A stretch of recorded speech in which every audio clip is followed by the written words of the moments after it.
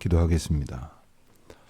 은혜로우신 하나님, 하나님께서 저희를 새로운 시간의 은혜로 베풀어 주시사 하루하루가 지날 때마다 그저 어제와 똑같은 하루가 시작되는 것이 아니라 일찍이 살아보지 아니하였던 새 하루의 생명의 은혜를 저희들에게 주신 것을 이 시간 다시금 고백합니다.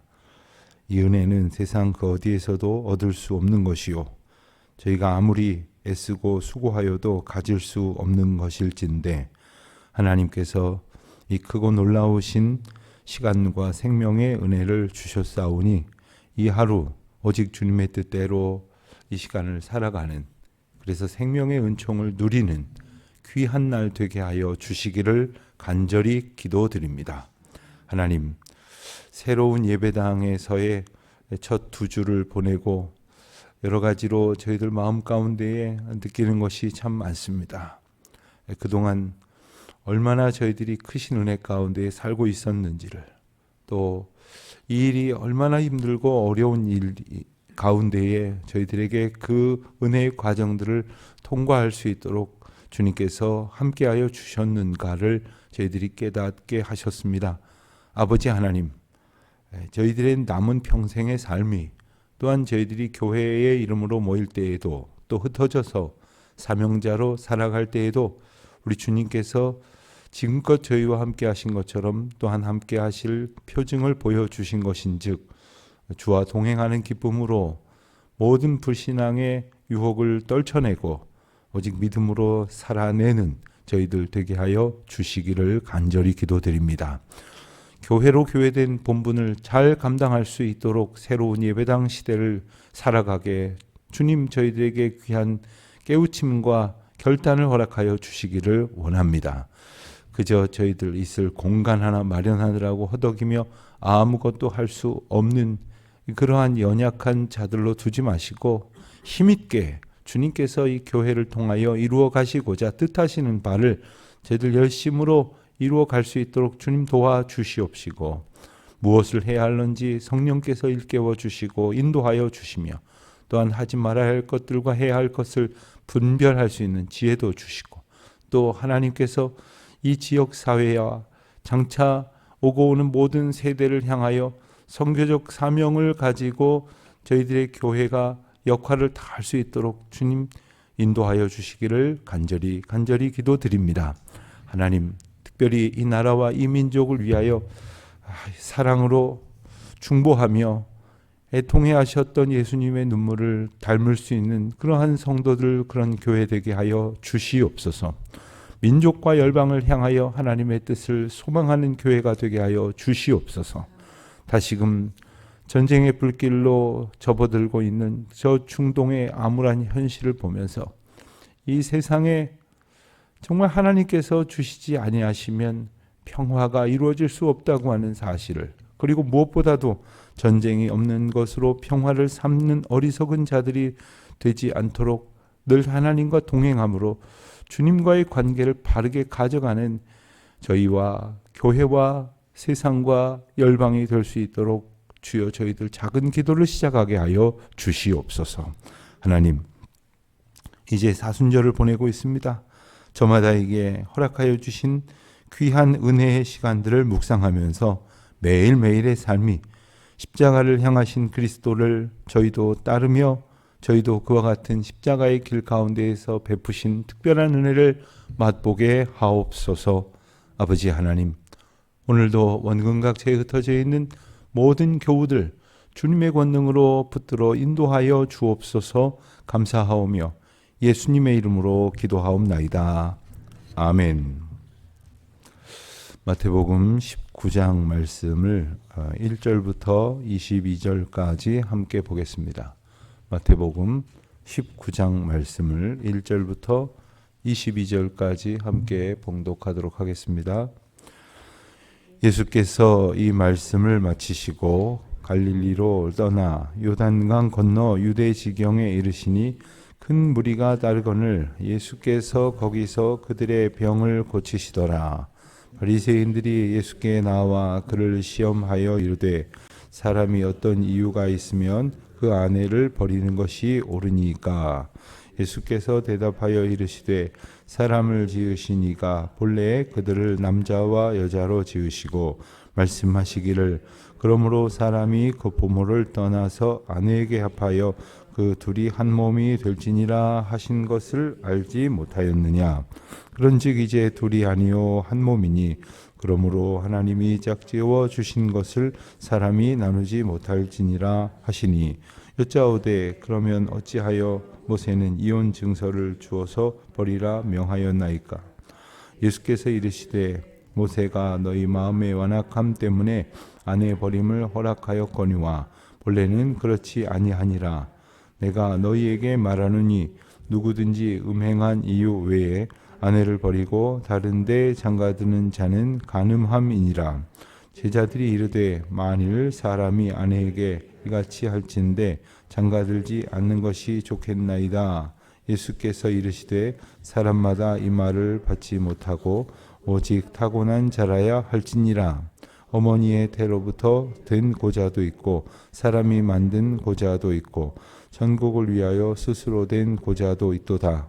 이 말을 받을 만한 사람은 받을지어다.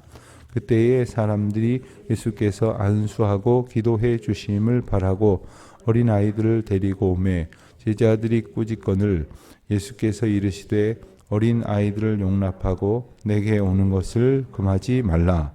천국이 이런 사람의 것이니라 하시고 그들에게 안수하시고 거기서 떠나시니라.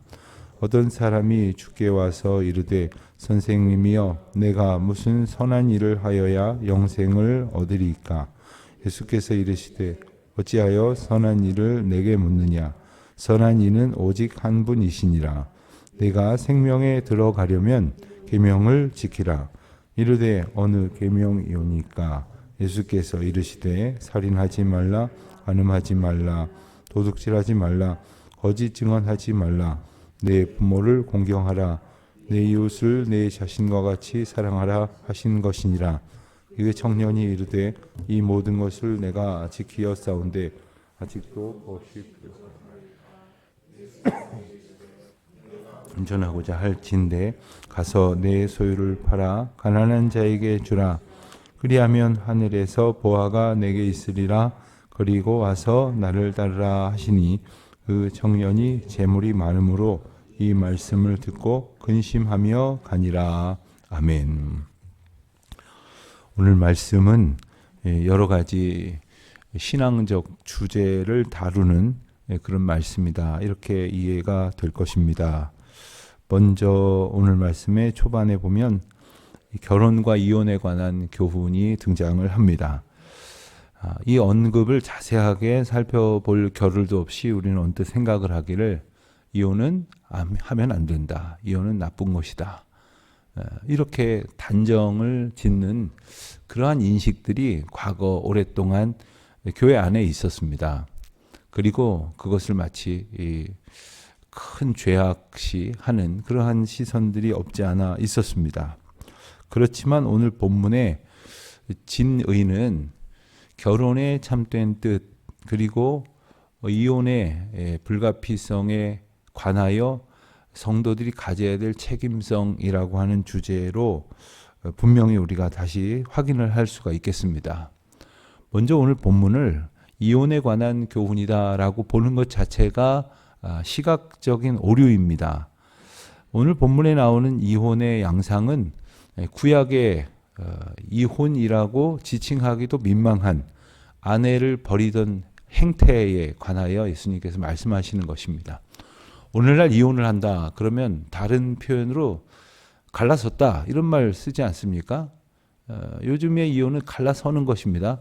그런데 구약 시대의 이혼이라든가 예수님 시대에 덜어 있었던 이혼의 행태는 뭐냐면 아내를 버리는 겁니다.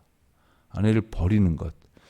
그런데 구약의 전통에 있어서 이제 이혼을 할 수밖에 없을 때 사회적 현실이 분명히 남녀가 불평등한 구조로 되어져 있기 때문에 여성들이 다른 곳에 가서 새로운 삶을 시작할 수 있도록 하기 위해서는 이 결혼 관계로부터 완전히 그 의무와 제약이 소멸되었다는 것을 뜻하는 이혼 증서를 써 주어야 하는 그러한 의무가 남성에게 있었습니다. 그런데 남성이 이것을 빌미로 해서 오히려 뭔가를 더 뺏으려고 한다거나 조건을 건다고 한다거나 아니면 이혼 증서를 써주지 않고 버린다거나 이런 아주 불조리하고 불합리한 행동을 함으로써 안 그래도 어려움에 빠진 관계를 더욱 괴롭게 만드는 일들이 있었다는 겁니다. 그러면서도 구약에서 말하는 결혼의 가치관에서 갖는 그 이혼의 어떤 그 불리함을 오롯이 힘없는 여성들에게 전가시키는 그러한 악한 행위들을 하고 있었던 사람들이 있었음이 이 원인이 된다고 말할 수 있겠습니다. 바리새인들이 3절에 보면 바리새인들이 예수님께 이야기를 시작을 하는 것은 예수님을 시험하기 위함이었습니다. 그러니까 바리새인들도 이 이혼에 관한 원리를 모르는 바가 아니었습니다. 그런데 이것을 가지고 예수님을 이제 시험하라고 하는 것이죠. 제가 아는 어느 교회에 그 교회가 창립이 되고 한 1년이 지났을 때에 과거에 우리 영화교회 세워질 때쯤 이야기니까 그때는 이 교회가 없는 지역도 많았고 그런데 교회가 세워지면 교회로 사람들이 몰려들기 시작을 했었던 시기였습니다. 그래서 교회가 금세 크게 부흥이 되어가고 있었는데 한 1년쯤 되었을 때 결혼 주례를 목사님께 한 가정이 부탁을 했습니다. 목사님이 날짜와 시간을 정하고 결혼 주례를 그 예배당에서 갖기로 했습니다. 그런데 이내 득달같이 여러 사람이 예수님을 찾아와서는 이 집이 이혼을 한 집인데 어떻게 이혼을 한 집을 그것도 이 교회의 첫 번째 주례로 허락을 하십니까? 이거 그대로 진행을 하시면 우리는 앞으로 이 교회 안 나옵니다 하고 보이콧을 주장을 하더랍니다. 그래서 그 목사님이 잠깐 생각을 하고 기도하시다가 그러면 다른 교회 가시면 되겠네요. 이렇게 하셨다는 거예요. 여러분, 이 이혼에 대한 경우는 무한히 많습니다. 이혼에 대한 사례의 케이스는 정말 여러 가지 원인과 그 과정과 어떤 시간적인 그러한 상황의 차이가 정말로 무한합니다. 같은 케이스가 거의 없다고 말할 수 있을 것입니다. 그런 사람들은 그렇게 정죄를 하는 이유가 뭐냐? 혹 나는 안 했다 이런 생각에서 비롯된 것일까요? 혹 내게도 그런 똑같은 일은 아니어도 그런 거리껴지는 일들이 있다고 할지라도 다른 사람의 어떤 상황을 더 공격할 만한 어떤 이유를 내가 발견했다고 생각하기 때문은 아닐까요? 예수님 앞에서 바리새인들이 지금 시험하는 것은 바로 아내를 버린다고 하는 측면에서 이혼을 이해하고 그리고 그쪽으로 몰아가려고 하고 있기 때문입니다. 그리고 이것을 모세가 이혼 증서를 써주고 버리는 것을 그 여인을 이 이혼과 결혼 관계 속에서 더 이상 매이지 않게 하시려는 하나님의 특별한 배려임을 외면한 채 그저 버리는 것, 그리고 버리는 것도 아주 악한 조건으로 괴롭게 하는 일들을 국한하여 예수님께 말씀드리고 있는 것이죠. 예수님께서 5절 이하의 말씀을 하십니다. 사람이 부모를 떠나서 아내에게 합하여 한 몸이 되는 것, 이것이 결혼이다. 그리고 이제는 둘이 아니요 하나가 되었다. 그리고 분명히 말씀하시기를 하나님이 짝주어 주신 것을 사람이 나누지 못할지니라. 여러분, 하나님 앞에 정말로 간절히 의지하고 기도하지 아니하고서 이것만 붙들어 갖다 붙여서 오해를 갖고 있는 경우들이 참 많습니다. 하나님이 짝지워 주신 결혼이 될 수 있도록 먼저 결혼의 단계로부터 결혼의 하나님 주권과 하나님께서 우리에게 주신 결혼의 의미를 분명히 되새기는 그러한 신앙적 여건이 선행되어져야 한다는 것을 우리는 이 본문에서 먼저 좀 기억을 해야 합니다. 그리고 결혼도 하나님이 주관하시는 것이요 이혼도 하나님의 주권 가운데 있다고 하는 것도 기억을 해야 합니다. 바울은 이 결혼을 할 수밖에 없다고 하는 불가피성에 대해서도 언급을 하고, 그리고 차라리 독신하는 것이 좋겠다고 생각했던 사람들의 인식에 대해서도 언급을 합니다. 그래서 바울은 아주 특이한, 당시로서는 생각하지 못했던 그러한 견해를 말하는데, 독신도 은사다, 이런 말을 하기도 했습니다. 그렇습니다. 독신도 은사예요. 무슨 뜻이냐? 보통 사람은 독신으로 지내는 것 자체가 어려운 일이라는 겁니다. 왜냐하면 사람이 기본적으로 연약하기 때문에 누군가와 둘 혹은 그 이상의 사회적 관계를 형성하지 않고는 살아갈 수 없는 연약한 존재임을 직시해야 합니다. 이것을 깨달아야 합니다. 이것을 가지고 하나님 앞에 기도하는 가운데에 독처하는 것을 하나님께서 불쌍히 여기신 까닭에 아내를 주시고 부부의 관계를 맺게 하시고 또 가족을 이루게 하시고, 또 예수님께서 누가 우리의 가족이냐?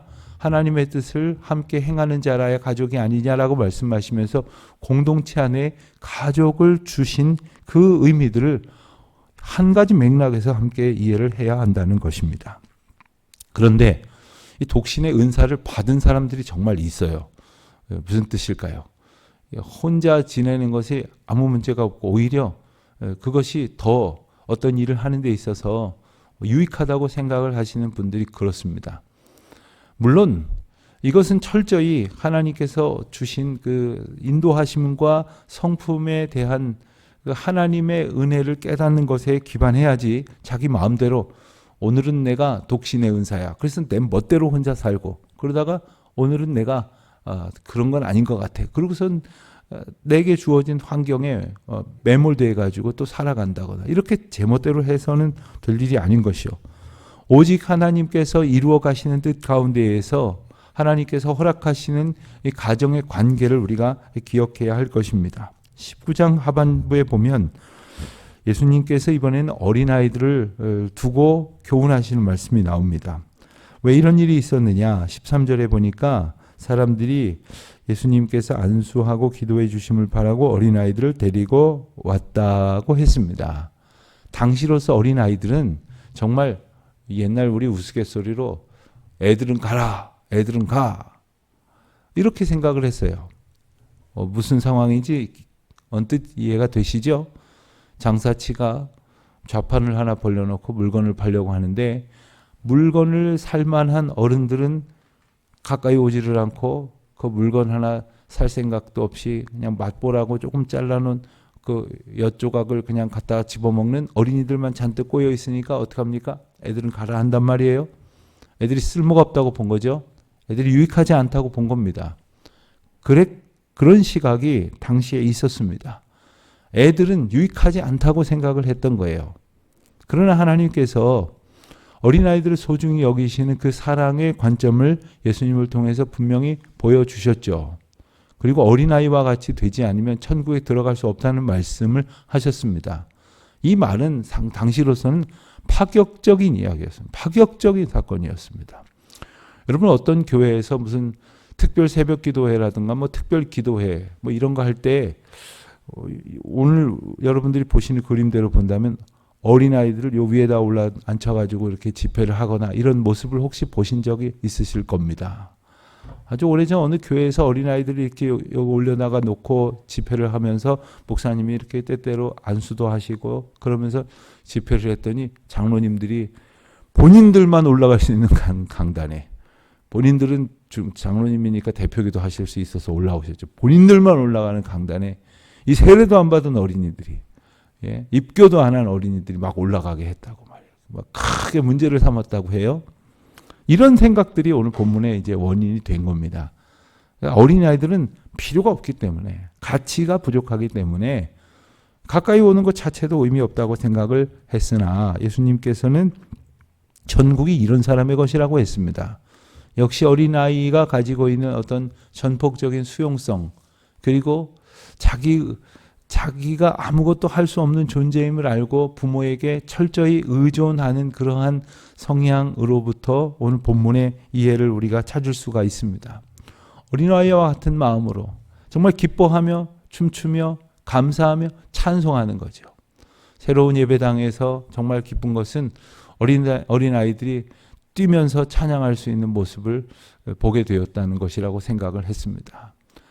어린아이들 예배드리는 것을 잠깐 그 복도를 지나면서 보니까 이제 지하 1층이 아니구나. 1층이죠. 1층에 블레싱 252 이렇게 이름을 붙였습니다. 그것도 이름의 뜻을 이 기회에 말씀을 드리면 252는 누가복음 2장 52절을 뜻합니다.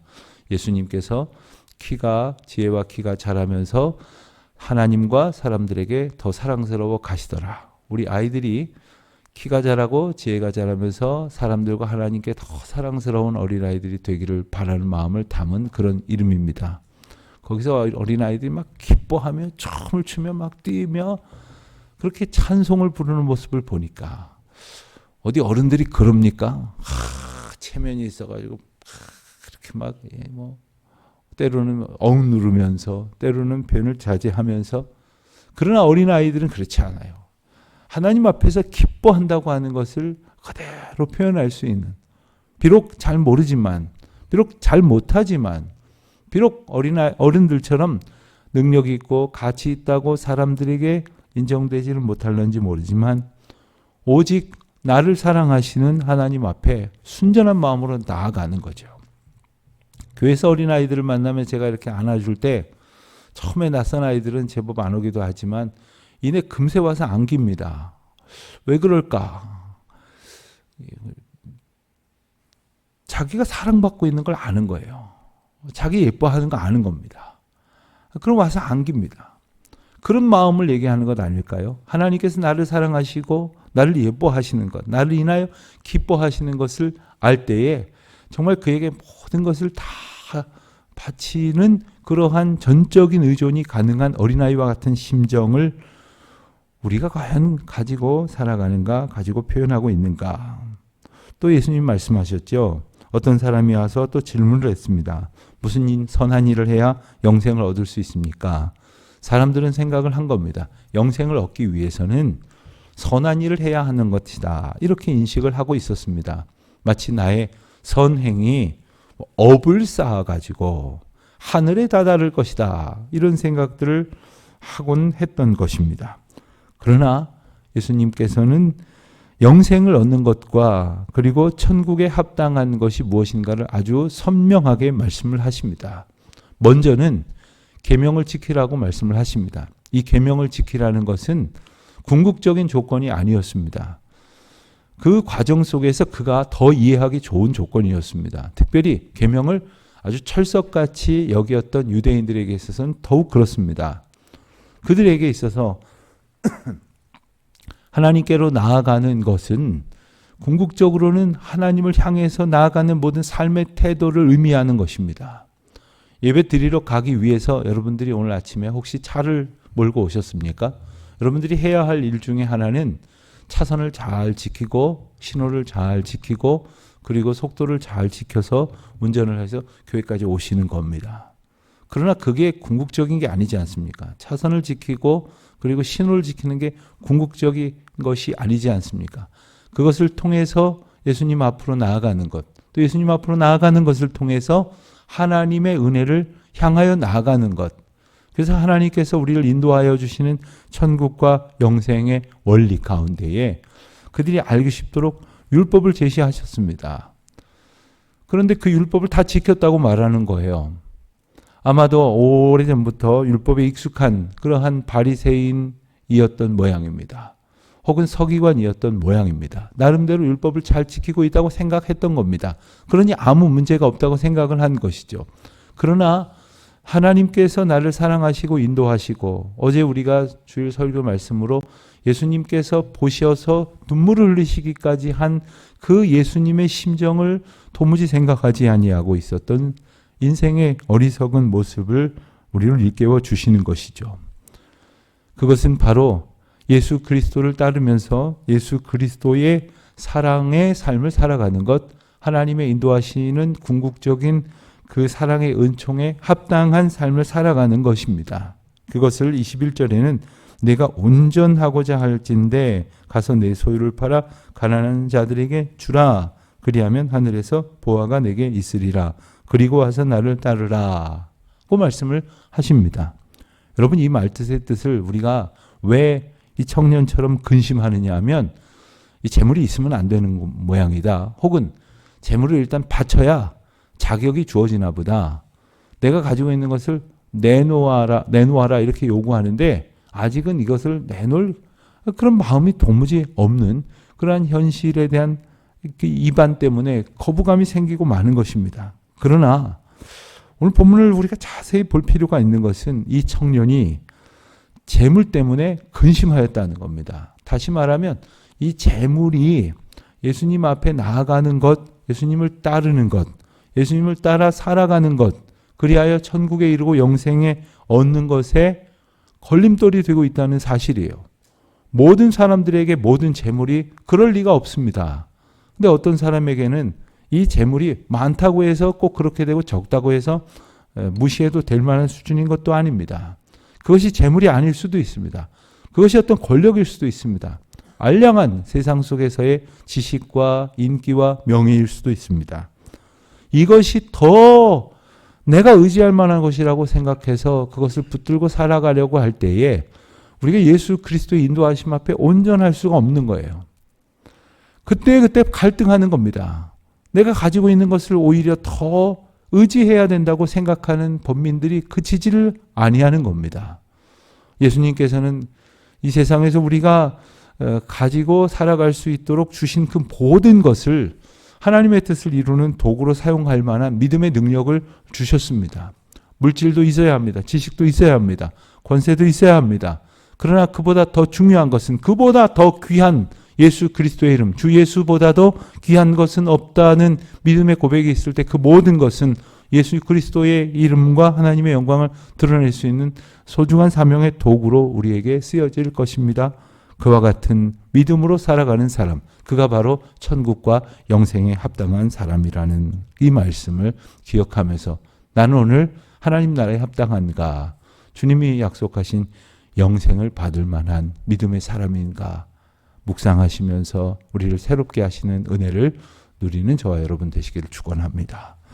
하나님 아버지, 오늘도 주신 말씀을 의지하면서 저희의 모습을 고집하는 것이 아니라 주님의 말씀의 뜻을 마음 깊이 새기어 어찌하든지 온전하기를 소원하고 어찌하든지 주님을 따르기를 기뻐하는 주의 거룩한 백성들 다 되게 하여 주시옵소서. 예수님의 이름으로 기도드립니다. 아멘. 하늘에 계신 우리 아버지, 아버지의 이름을 거룩하게 하시며 아버지의 나라가 오게 하시며 아버지의 뜻이 하늘에서와 같이 땅에서도 이루어지게 하소서. 오늘 우리에게 일용할 양식을 주시고 우리가 우리에게 잘못한 사람을 용서하여 준 것 같이 우리 죄를 용서하여 주시고 우리를 시험에 빠지지 않게 하시고 악에서 구하소서. 나라와 권능과 영광이 영원히 아버지의 것입니다. 아멘.